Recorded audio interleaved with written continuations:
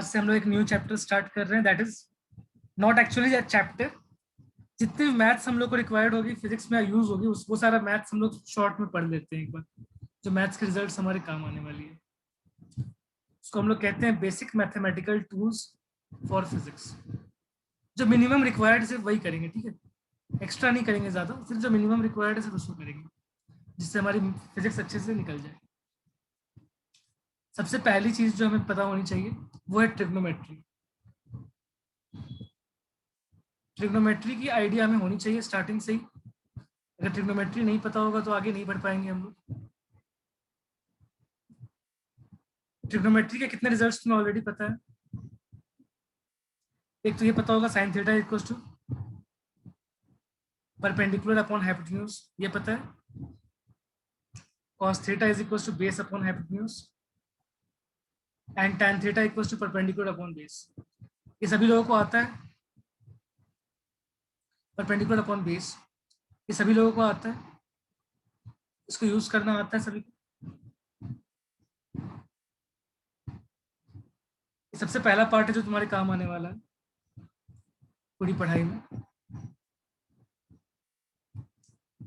मान लो कि मैंने एक राइट एंगल ट्राइंगल ड्रॉ किया है।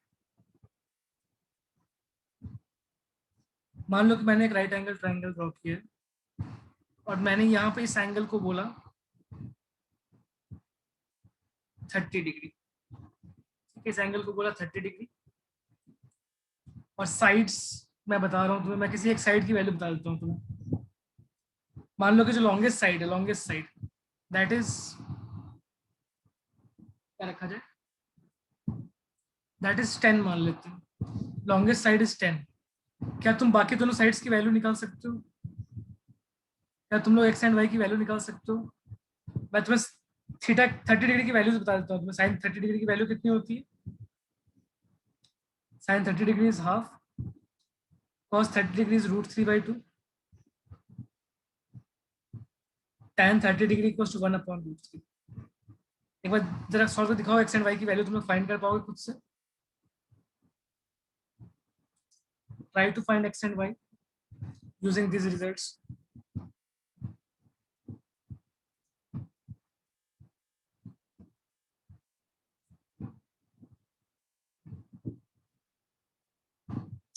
अगर 30 डिग्री एंगल है उसके करस्पॉन्डिंग परपेंडिकुलर किसको बोला जाएगा? एक्स को बोला जाएगा या वाई को बोला जाएगा?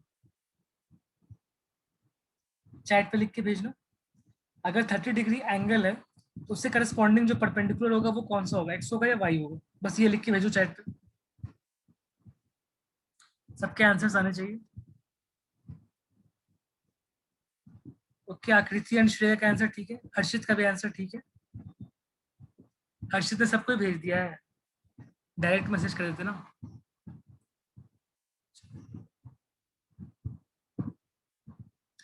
हाँ साक्षी करेक्ट है।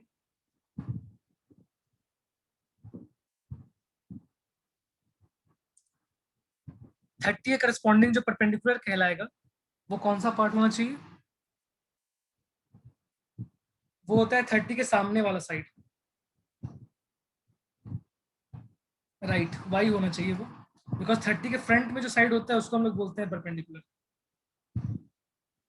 जिस एंगल को कंसिडर कर उसके जस्ट अपोजिट जो साइड होगा उसको हम लोग परपेंडिकुलर बोलते हैं।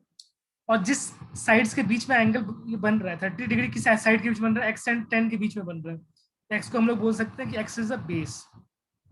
एक्स यूज हो रहा है उस एंगल को फॉर्म करने के लिए, उसको बोलते हैं base. X is the base and उसके सामने जो साइड आ रहा है वो that is called as perpendicular. तो ये यूज करके एक्स एंड वाई की वैल्यू निकल आएगी। एक्स एंड वाई की वैल्यू निकल आएगी, जैसी आती है सेंड कर लो चैट पे। एक्स की वैल्यू क्या है, वाई की वैल्यू क्या है?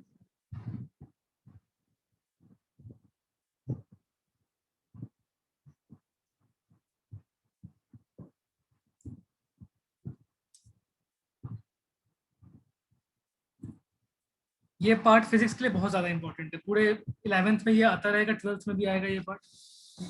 कि एक राइट एंगल ट्राइंगल का तुम्हें अगर हाइपोटेन्यूज पता है तो परपेंडिकुलर एंड बेस फाइंड करना आना चाहिए। इसमें जिसको दिक्कत आएगी तो उसको बार बार दिक्कत आती रहेगी।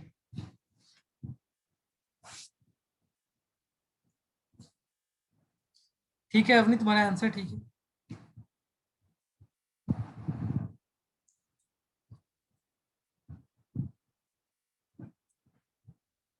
सही है।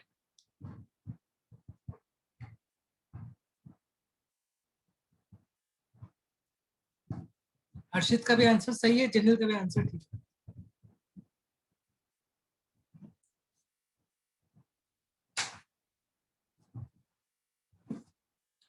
आकृति अगर वैल्यू ऐसी आती है √75 टाइप की, तो वहां से कुछ फैक्टर अगर बाहर निकाल सकती हो तुम, जिसका पेयर बन जाए उसको बाहर निकाल सकती हो। जैसे अगर √75 आ रहा है किसी का, तो क्या कर सकते हैं √75 के साथ? करेक्ट, अगर ऐसे √75 और 75 को फैक्टराइज कर लो, 3 के टेबल में 25 टाइम्स आएगा। प्राइम फैक्टराइज कर रहे हैं हम लोग, प्राइम नंबर से ट्राई कर रहे हैं। 3 के टेबल में 25 आएगा, 25 5 के टेबल में 5 टाइम्स आएगा। ठीक है, तो 3 5 5, तो यहाँ पे जो 5 का एक पेयर बन चुका है और स्क्वायर रूट के अंदर है, जिसका पेयर बन जाता है उसको रूट के बाहर ले जा सकते हैं। ये आ जाएगा 5√3, दिस इज इक्वल टू 5√3। खुशी तुमने आंसर कुछ गलत लिख दिया है, तुमने लिख दिया 3√5, बट ये होगा 5√3, बिकॉज 5 बाहर कांस्टेंट निकल रहा है, रूट के अंदर 3 बचता है। ठीक है खुशी,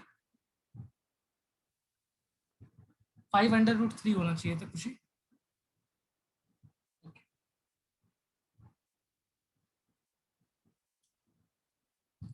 ये सभी को क्लियर है? एक्स की वैल्यू सभी लोगों की आ रही है 5√3 एंड वाई की वैल्यू आ रही है 5। इस क्वेश्चन में वाई की वैल्यू सबकी 5 आई है, एक्स की वैल्यू 5√3 आ रही है। √3 को 1 पॉइंट क्या पुट कर सकते हैं? √3 की वैल्यू और √2 की वैल्यू पता है तुम लोगों को? √2 क्या होता है, √3 क्या होता है? √2 इज इक्वल टू क्या पुट कर सकते हैं रूट की 2 की जगह पे हमेशा? 1.414। एंड √3 की जगह पे क्या पुट कर सकते हैं? 1.732। ये दो अप्रोक्सीमेशंस लिख के रखो अपने पास, कभी कभी पुट करने की जरूरत पड़ सकती है डिपेंडिंग अपॉन द ऑप्शंस। √2 की वैल्यू 1.414, √3 की वैल्यू 1.732। ये वैल्यूज लिख के रखो। चलो अब मैं एक जनरल सा ट्राइंगल ड्रॉ करता हूँ, और यहाँ पे जो रिजल्ट आएगा उसको बहुत अच्छे से ध्यान में रखना। सिंपल एक राइट एंगल ट्राइंगल ड्रॉ कर दे रहा हूँ। जो लॉन्गेस्ट साइड है ना उसको मैं बोल रहा हूँ आर, लॉन्गेस्ट साइड को बोल रहा हूँ आर, इसको बोल रहा हूँ थीटा। तो यहाँ पर ये मैं पी एंड बी लिख रहा हूँ, ठीक है, पी एंड बी। पी की वैल्यू क्या होगी, बी की वैल्यू क्या होगी in terms of R and theta? P की वैल्यू क्या होगी in terms of R and theta, B की वैल्यू क्या होगी in terms of R and theta? जरा फाइंड कर लो एक बार जरा। जैसे लास्ट क्वेश्चन था वैसे ही आर एंड थीटा गिवन है, इनके टर्म्स में पी एंड बी की वैल्यू निकालनी है।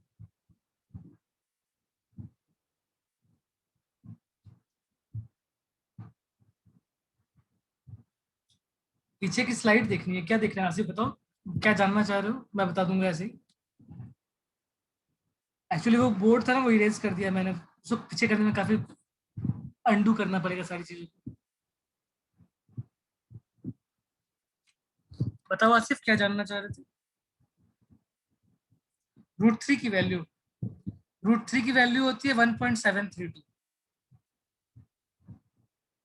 जहां पे √3 पुट करना है उससे 1.732 पुट कर सकते हैं, और √2 की जगह 1.414 कर सकते हैं।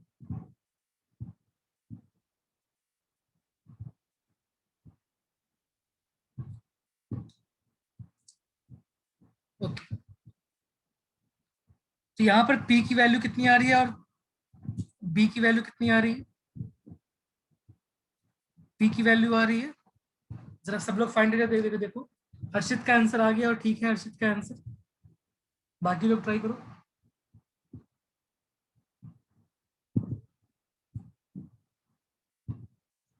थोड़ा फास्ट कर देना, फिर काम की चीजें भी कवर करनी है, ये तो बेसिक चीज है,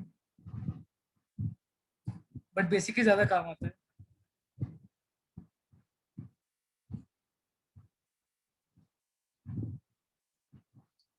P इज इक्वल टू क्या हो जाएगा, अगर यहाँ पर ट्राई करें हम लोग साइन थीटा लिखने की, साइन थीटा क्या बन जाएगा यहाँ पर, sine theta equals to perpendicular upon hypotenuse, यहाँ से P निकल के आ जाएगा।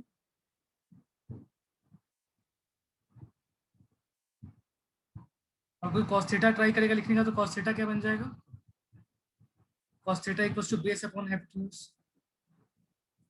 तो बेस की वैल्यू आ जाएगी r cos थीटा। किसी को अगर इन दोनों रिजल्ट में प्रॉब्लम है तो पूछ लो, क्योंकि ये दोनों रिजल्ट्स बहुत ज्यादा काम आने वाले हैं।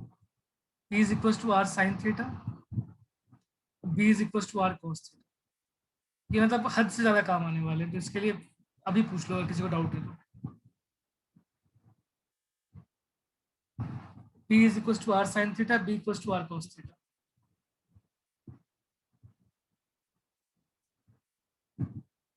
किसी को प्रॉब्लम है क्या?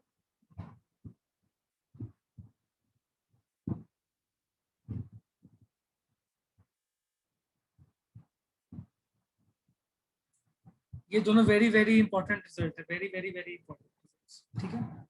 ये बिल्कुल ब्लाइंडली हम लोग यूज कर रहे होंगे, बस देखना है और तुरंत यूज करना है, इस टाइप का कंडीशन होता है,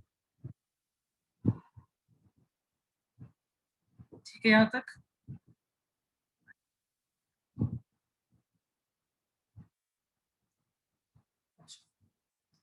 अब इसके बाद कुछ वैल्यूज देखते हैं हम लोग। तुम्हें ट्रिग्नोमेट्री के वैल्यूज पता है, स्टैंडर्ड एंगल्स की वैल्यूज, और कुछ नॉन स्टैंडर्ड एंगल की वैल्यूज भी हम लोग सीखेंगे। स्टैंडर्ड एंगल्स की वैल्यू, स्टैंडर्ड एंगल्स कौन कौन से होते हैं ट्रिग्नोमेट्री के अंदर हमारे पास, जो तुम्हें पहले से आता है।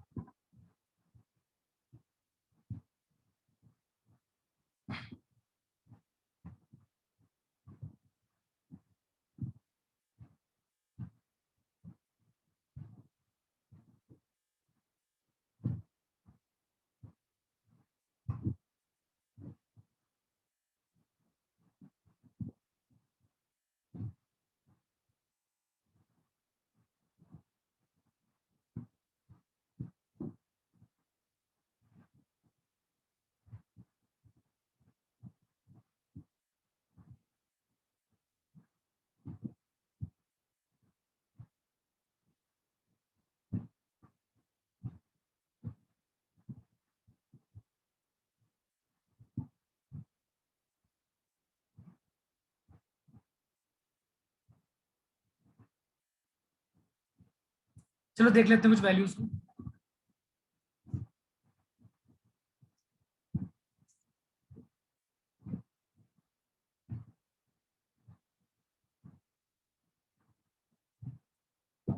लाइक फर्स्ट कॉलम में लिखते हैं हम लोग थीटा की वैल्यूज, ठीक है।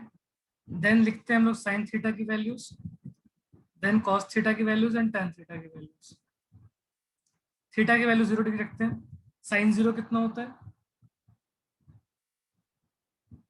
सभी को पता है साइन 0 की वैल्यू कितनी होती है, 0. 0। Cos 0 is 1. Cos 0 is 1। tan 0 is sine upon 0. tan मिलता है तो 0 होता है। हमेशा tan theta equal to sine theta upon cos theta होता है।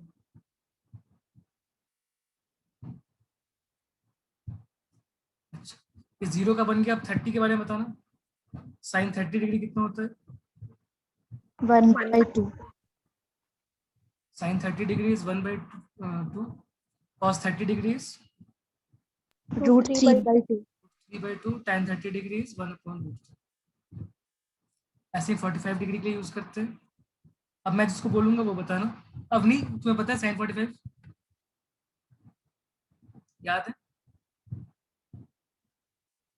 अवनी?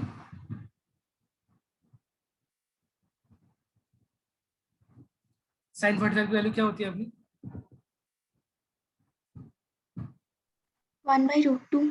1/√2। तुम्हें वैल्यूज याद है ना सारी, ये ट्रिग्नोमेट्रिक टेबल की वैल्यूज याद है, cos 45 1/√2, tan 45 1। हाँ बोलो अभी।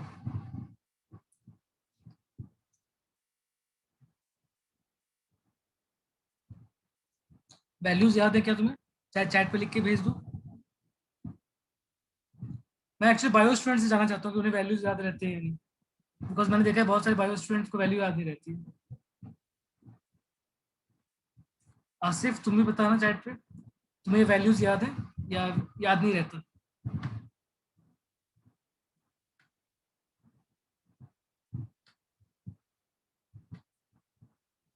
अच्छे से नहीं याद रहता, अवनी को भी नहीं याद रहता। इनको थोड़ा रिपीट करते रहा करो, ठीक है ना? अब पूरा क्वेश्चन का तुम फिजिक्स समझ जाओ, इतनी कुछ सीख जाओ, उसके बाद साइन 30 याद नहीं और उसके कारण क्वेश्चन गलत हो जाए तो फिर सही नहीं लगता ना। थोड़ा इन वैल्यूज को देखते रहना। तो ये वाले वैल्यूज पहले तुम्हारे 10th क्लास में ऑलरेडी कवर हो चुके हैं। इसके बाद के जो एंगल्स हैं, इसके बाद के जो एंगल्स आते हैं, like 120 degree is important angle, 135 degree is important angle, then 150 and 180। ये एंगल्स फिजिक्स के लिए बहुत इंपॉर्टेंट है, ठीक है? इसकी आगे की जरूरत तुम्हें फिजिक्स में नहीं आती है, जनरली फिजिक्स में इसकी आगे जरूरत नहीं पड़ती, इतने में हमारा काम हो जाता है, ठीक है? लेकिन इतने अच्छे से तुम्हें याद होने चाहिए। इनको कैसे निकालते हैं? इनको निकालने का एक रिजल्ट होता है, एक तरीका होता है। उसके लिए क्या कर सकते हो कि जो साइन 180 माइनस थीटा की जो वैल्यू होती है, ये रिजल्ट है कि साइन 180 माइनस थीटा की जो वैल्यू होती है, सिर्फ वैल्यू, मैं मॉड बोल रहा हूँ मतलब वैल्यू, वो साइन थीटा की वैल्यू से मैच करती है। मॉड का मतलब होता है without considering sign. Sign positive negative मत देखो, सिर्फ वैल्यूज मैच करनी चाहिए, ठीक है? तो वैल्यूज वाइज मैच करता है। साइंस के लिए अलग से मैं तुम्हें बताऊंगा कि तरीका क्या होता है साइंस के लिए, उसका लॉजिक भी समझा दूंगा। Sine 180 minus theta sine theta से मैच करना चाहिए। तो अगर 120 डिग्री पुट करना चाहते हैं हम लोग, साइन 120 की वैल्यू निकालना चाहते हैं, मतलब थीटा 120 है, इसकी वैल्यू किसके साथ मैच करनी चाहिए? इसकी वैल्यू मैच करनी चाहिए 180 माइनस 120 के साथ। इसकी वैल्यू किसके साथ मैच करेगी? साइन 180 माइनस 120 कितना हो जाएगा? 60 डिग्री। साइन 60 डिग्री से इसकी वैल्यू मैच करनी चाहिए, मतलब साइन 120 डिग्री की जो वैल्यू आएगी वही साइन 60 डिग्री की वैल्यू आएगी, value wise without considering sign. मतलब वैल्यूज तो हमें पता है, वैल्यूज क्या हो जाएगी इसकी 120 की सारी वैल्यूज। ऐसे ही कॉस के लिए होता है, ऐसे सेम टैन के लिए भी होता है। ये सेम रूल साइन के लिए होता है, कॉस के लिए, टैन के लिए, सबके लिए होता है। तो कॉस 180 माइनस थीटा की जो वैल्यू आती है वो वैल्यू कॉस थीटा के इक्वल होती है।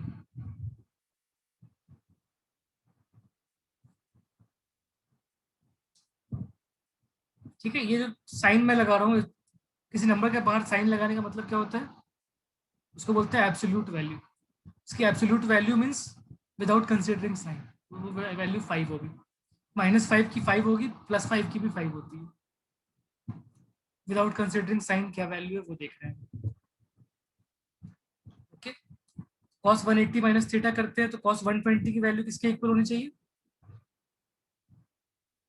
ये कॉस 60 के इक्वल होनी चाहिए, बिकॉज 180 माइनस 120 इज 60।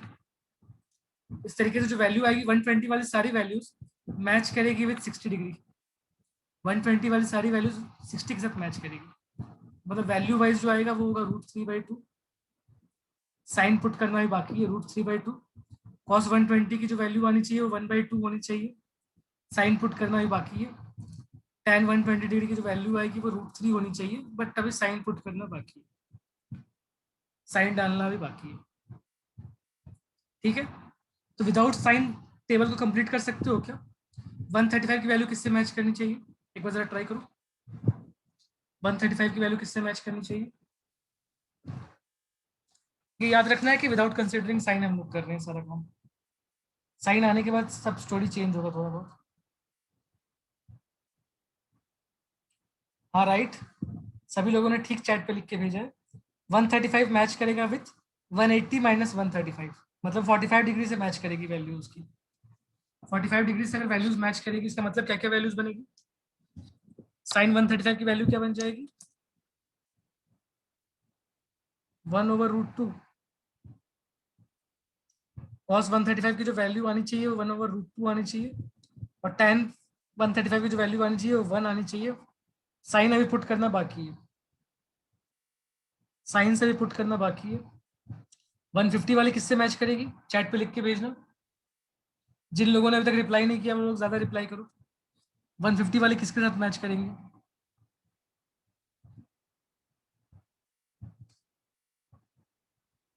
सही है, 150 मैच करेगा विद 30 डिग्री से, बिल्कुल सही बात है।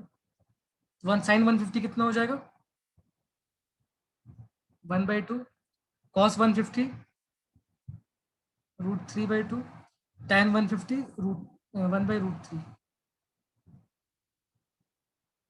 और 180 किसके साथ मैच करेगा, 180 degree, 180 will match with 0, 180 will match with 0 degree. That means sign 180 की वैल्यू कितनी होती है, 0।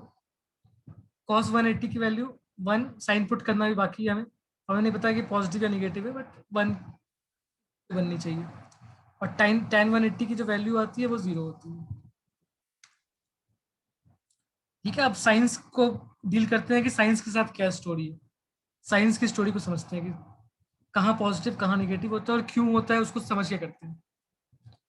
ऐसे तो मैं तुम्हें डायरेक्टली रूल बता सकता हूँ कि फर्स्ट क्वाड्रेंट में क्या होता है, सेकंड क्वाड्रेंट में क्या होता है, ये कैसे होगी।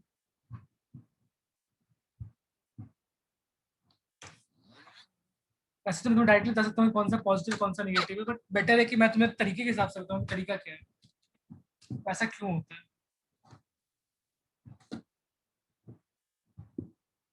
तो इसका तरीका जो होता है वो लाई करता है with some circle that is called as unit circle. Trigonometry की जो कहानी है आगे की, मतलब जो 11th के बाद जो पढ़ते हो ट्रिग्नोमेट्री, वो ट्राइंगल से भी ज्यादा सर्कल्स के बारे में बात करते हैं। सर्कल्स में क्या हो रहा है, सर्कल्स की स्टोरी को ज्यादा अच्छे से डील करता है। ठीक है,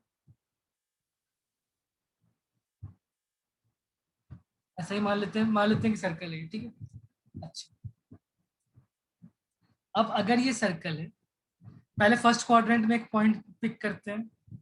ये फर्स्ट क्वाड्रेंट का पॉइंट है पी, फर्स्ट क्वाड्रेंट का पॉइंट है पी, और यहाँ पर एक रेडियस हम लोगों ने ड्रॉ कर लिया। ठीक है, बात यहाँ तक, ये डायग्राम क्लियर है।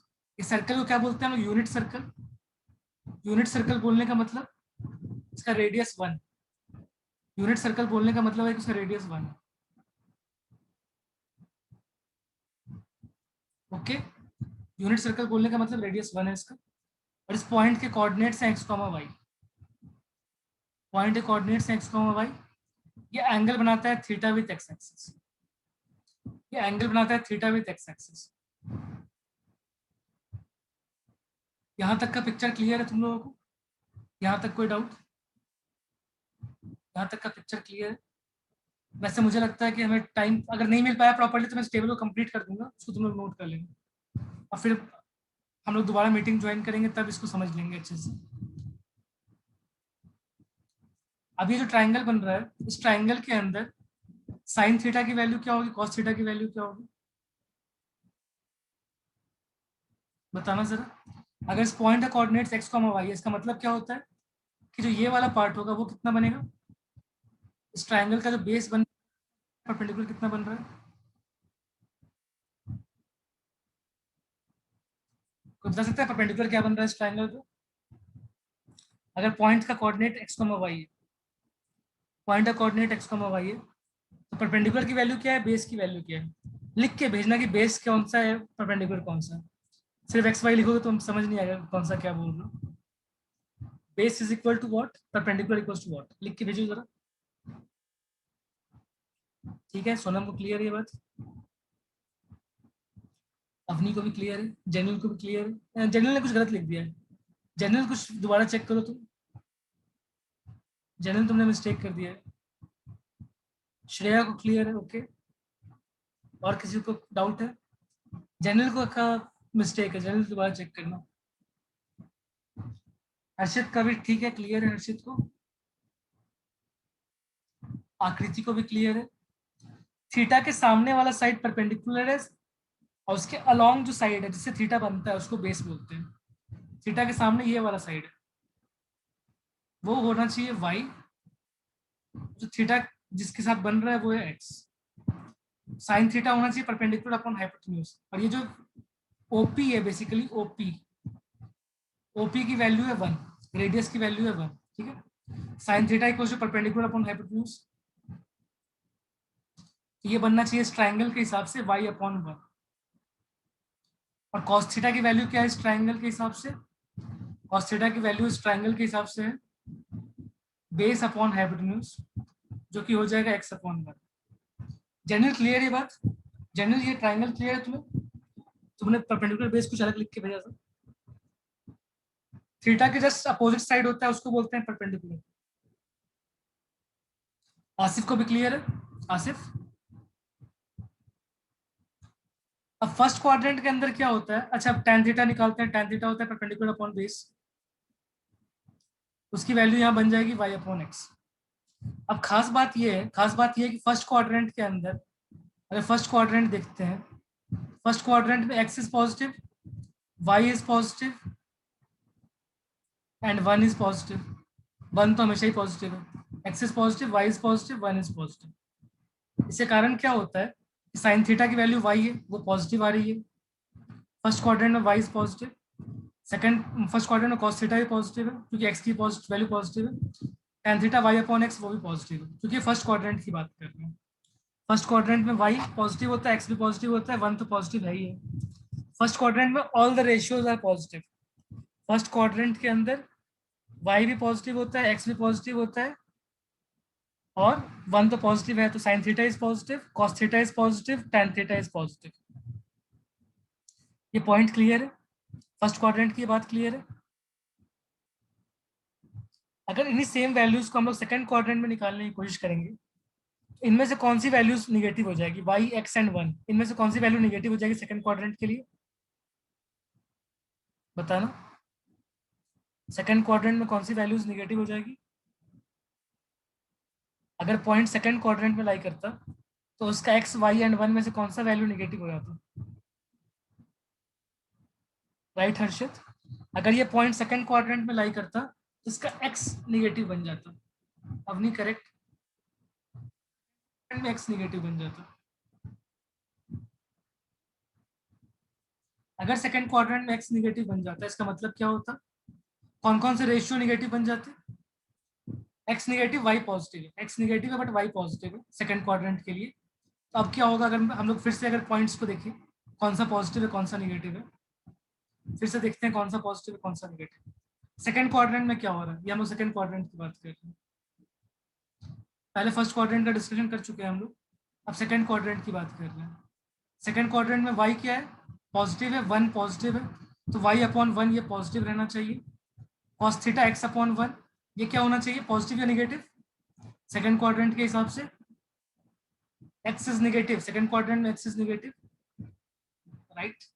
cos theta should be negative and tan theta क्या हो जाएगा? y अपॉन x करेंगे तो ये पॉजिटिव को डिवाइड कर रहे हैं निगेटिव के साथ, यहाँ भी वैल्यू बननी चाहिए निगेटिव। सेकंड क्वाड्रेंट में sin theta is positive, second quadrant में sin theta is positive, cos theta negative, tan theta negative होता है। सेकंड क्वाड्रेंट में सारे sin थीटा की वैल्यू पॉजिटिव होती है, cos theta tan theta negative होता है। चाहो तो तुम लोग स्क्रीनशॉट ले लेना, मैं इसको कंप्लीट कर देता हूँ टेबल को। इस टेबल का स्क्रीनशॉट ले लेना। साइन वाले सारे वैल्यूज पॉजिटिव होंगे, कॉस वाली सारी वैल्यूज निगेटिव होगी, tan वाली सारी वैल्यूज निगेटिव होगी सेकंड क्वाड्रेंट। सेकंड क्वाड्रेंट में tan वाली वैल्यूज निगेटिव होगी, कॉस वाली वैल्यूज निगेटिव होगी और साइन वाली वैल्यू पॉजिटिव होगी। इसका स्क्रीनशॉट ले लो, हम लोग दोबारा मीटिंग ज्वाइन करेंगे। हम लोग दोबारा मीटिंग ज्वाइन करने वाले हैं, तब तक इसको स्क्रीनशॉट ले लो इसका। कुछ सेकंड्स बचे हैं हमारे इस मीटिंग के। ऐसा कोई जिसको समझ में नहीं आया ये कॉन्सेप्ट जो मैंने समझाया?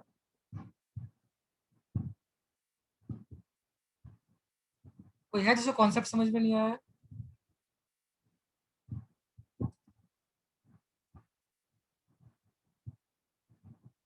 कैसे ये सारा काम करते हैं हम लोग, ये प्रोसेस क्लियर है ना?